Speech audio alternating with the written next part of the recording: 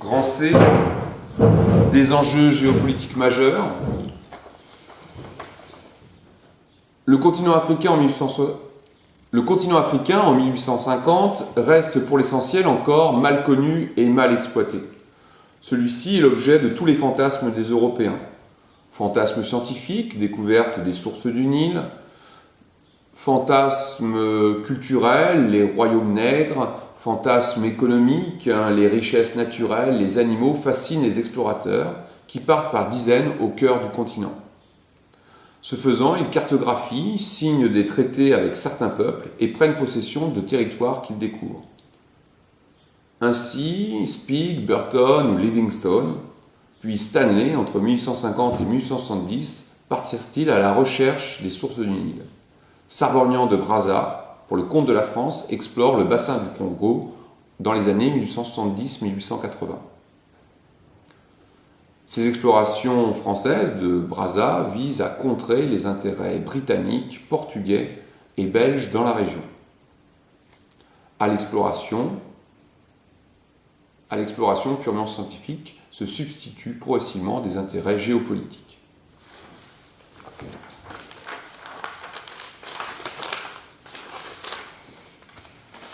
Au début des années 1880, l'Afrique est de mieux en mieux connue et exploitée, le temps du partage survient. Il faut fixer des règles pour éviter les conflits et définir des frontières précises. Ce sera l'objectif de la conférence de Berlin en 1885 qui rassemble les grandes puissances européennes et les États-Unis. La conférence se saisit d'abord de la question du Congo, dont l'immense bassin au cœur de l'Afrique forme la clé de la circulation entre l'Est et l'Ouest et le Nord et le Sud. Il est partagé entre les Belges, les Français et les Portugais, tandis qu'est affirmée la liberté de commerce sur le fleuve, ainsi que sur le fleuve Niger.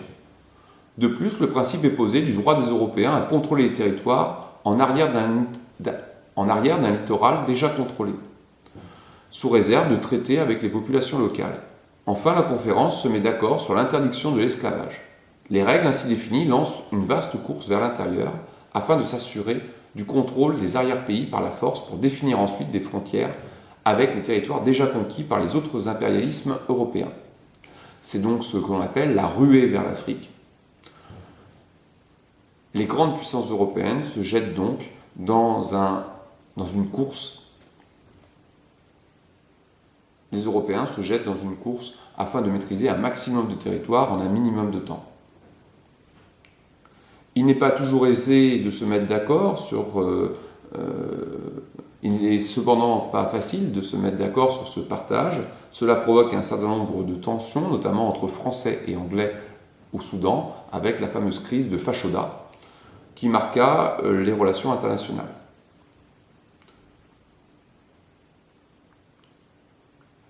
La défaite française et l'humiliation du corps expéditionnaire dirigé par le commandant Marchand lors de cette crise provoquent une grave crise diplomatique et remet en cause le rapprochement franco-britannique afin d'établir une alliance contre l'Allemagne. Cette crise provoque aussi une exaltation nationaliste en France qui favorisera la tentative de coup d'État du général Boulanger.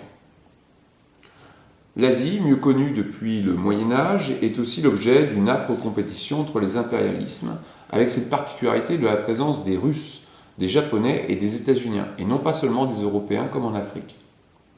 Les puissances se disputent en particulier le contrôle de la Chine, géant affaibli, mais richissime.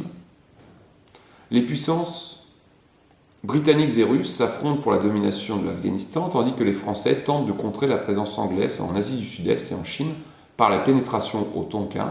C'est l'établissement de la domination progressive de la France dans ce qui va devenir l'Indochine.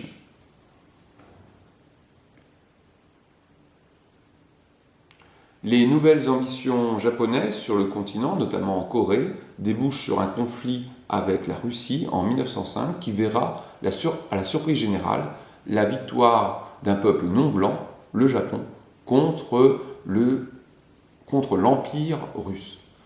Ceci est un tournant majeur dans l'histoire du Japon, puisque c'est le début d'un impérialisme qui le conduira qui le conduira jusqu'à ses appétits territoriaux des années 30 en Chine, qui mèneront à la guerre du Pacifique, qui mèneront à l'affrontement contre les États-Unis dans le cadre de la Seconde Guerre mondiale.